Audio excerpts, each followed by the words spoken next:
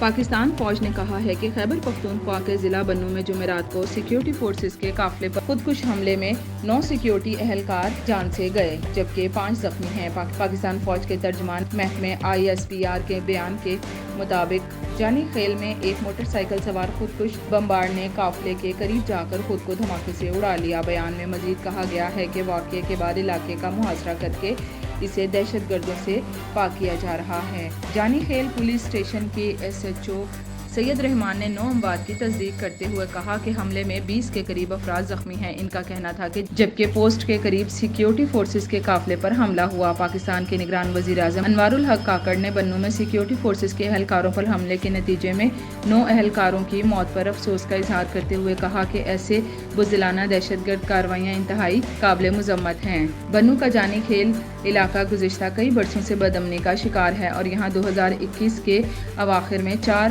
لاپتہ نوجوانوں کی لاشیں ملنے پر تقریباً 1 ماہ تک دھرنا دینے کے بعد اسلام آباد مارچ کا اعلان کیا گیا تھا۔ تاہم اس وقت کی حکومت نے دھرنا منتظمین کے ساتھ علاقے میں امن قائم کرنے کے لیے اقدامات کے حوالے سے ایک معاہدہ کیا تھا۔ معاہدے میں لکھا گیا تھا کہ حکومت جانی خیل کو تمام اسلحے پاک کرنے کے ساتھ ساتھ علاقے میں مسلح گروپوں کا خاتمہ کرے گی۔